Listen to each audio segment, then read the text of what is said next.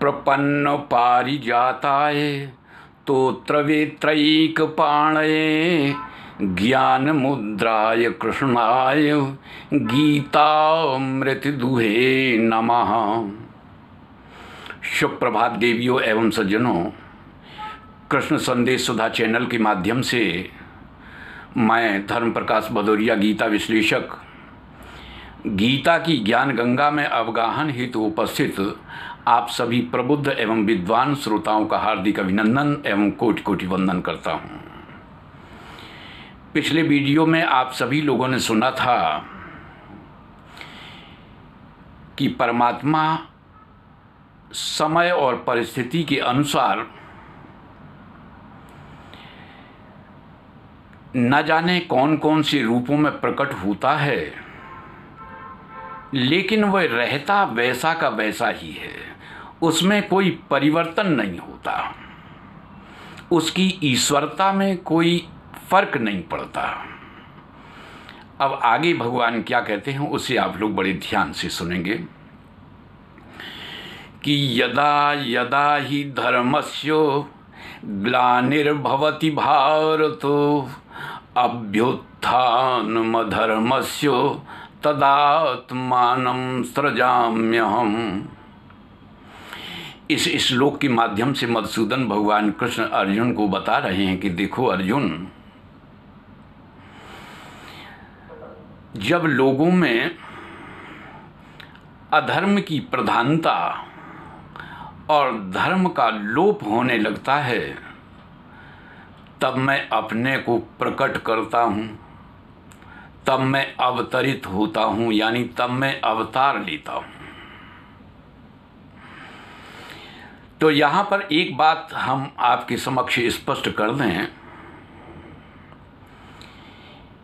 कि धर्म की ग्लानि तो होती है, लेकिन धर्म नष्ट नहीं होता। ग्लानि से अभिप्राय यह है कि धर्म के प्रति लोगों में जो उत्साह दिखता है, वह उत्साह क्षीण होने लगता है। धर्मस्य ग्लानिर्भवति, धर्म पालन में जो उत्साह दिखता है लोगों में, वह क्षीण हो जाता है। या यूं कहें कि धर्मानुष्ठान के प्रति लोगों की जो श्रद्धा होती है, वह श्रद्धा समाप्त हो जाती है। लोगों के विचार बदल जाते हैं, धारणा बदल जाती है। लोग इस तरह से बातें करने लगते हैं कि यदि उस दिन मैं सत्य न बोलता तो मेरा नुकसान न होता। हमारा इतना बड़ा नुकसान सत्य बोलने के कारण ही हुआ। यानी जो धर्म हमारी रक्षा करता है, उस धर्म के प्रति विश्वास खत्म हो जाना, यही धर्म ग्लानि है। इसी को धर्म ग्लानि कहते हैं। तो अब आगे भगवान क्या कहते हैं उसे देखेंगे। अभ्युत्थानमधर्मस्य,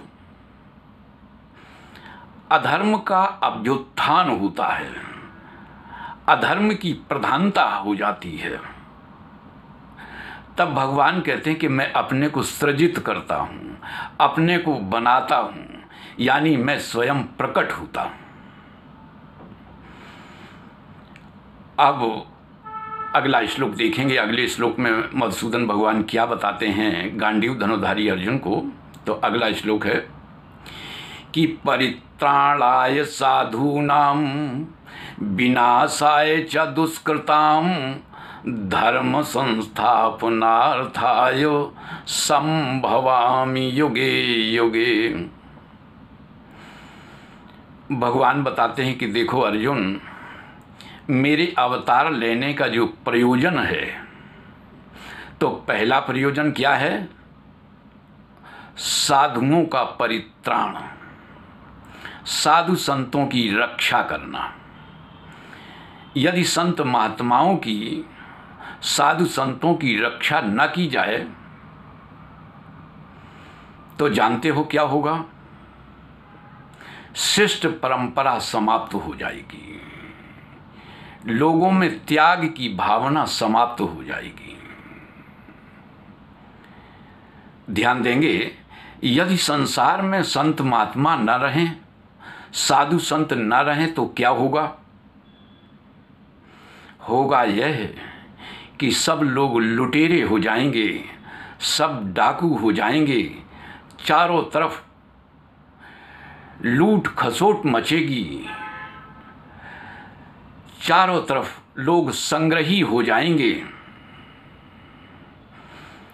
आपस में झगड़े होंगे। क्यों? क्योंकि त्याग की भावना समाप्त हो चुकी होगी। तो ऐसी स्थिति में लोग संग्रह करेंगे और उस संग्रह करने के लिए शिष्ट परंपरा भी लुप्त होगी, तो मारकाट होगी, लड़ाई झगड़े होंगे। लोगों के समक्ष स्थिति यह होगी कि वो नाना प्रकार के दुखों का सामना करेंगे। तो न्याय परंपरा या शिष्ट परंपरा यथावत बनी रहे, उसके लिए त्याग की भावना होना अति आवश्यक है। लोगों में यदि त्याग की भावना रहेगी तो क्या होगा? लोग ये समझेंगे कि हमें त्याग के साथ अपना जीवन यापन करना है, और जब त्याग की भावना रहेगी तो लोगों की संसार में आसक्ति कम होगी, आसक्ति नहीं होगी, और आसक्ति के अभाव में दुख नहीं होगा। इसलिए भगवान अवतार लेते हैं। और आगे देखेंगे अब क्या कहते हैं कि पहला आपने सुना कि परित्राणाय साधूनां विनाशाय च दुष्कृताम। दुष्ट लोगों का संहार करना, ये दूसरा प्रयोजन। पहला प्रयोजन क्या था? साधु संतों की रक्षा करना, और दूसरा प्रयोजन है दुष्टों का संहार करना। यहाँ पर जाति पात वाली बात नहीं है, यानी जो भी दुष्कृत होगा उसका तो लोप होना ही आवश्यक है। और तीसरा, धर्म संस्थापनार्थाय, तीसरा प्रयोजन है धर्म की पुनर्स्थापना। जो लुप्त हो गया उसे पुनर्स्थापित करना, ये परमात्मा का प्रयोजन है। तो इसलिए समय समय पर मधुसूदन भगवान कृष्ण बताते हैं कि समय समय पर परिस्थिति के अनुसार किसी भी रूप में कभी भी अवतार ले सकते हैं। जैसे गजेंद्र ने करुण क्रंदन किया, करुण पुकार की, तो भगवान प्रकट हो गए। चीर हरण के समय द्रौपदी ने करुण पुकार की तो वस्त्र के रूप में अवतीर्ण हो गए। तो समय और परिस्थिति के अनुसार कभी भी परमात्मा अवतरित हो जाते हैं। संभवामि युगे युगे, समय समय पर परिस्थिति को देखते हुए परमात्मा अवतीर्ण होते हैं, अवतार लेते हैं। तो आज की वीडियो में बस इतना ही। आज की चर्चा में यदि आप लोगों को विशेष आनंद आया हो तो हम आप सभी लोगों से अपेक्षा करते हैं कि वीडियो को ज़्यादा से ज़्यादा लाइक करें, शेयर करें, अपनी आख्या दें। यदि आप नए हैं तो हमारे चैनल को सब्सक्राइब अवश्य करें, ताकि भविष्य में जो भी वीडियोस हमारे माध्यम से बनाए जाएं वे समय पर स्वाभाविक रूप से आपको प्राप्त होते रहें। जय श्री कृष्ण।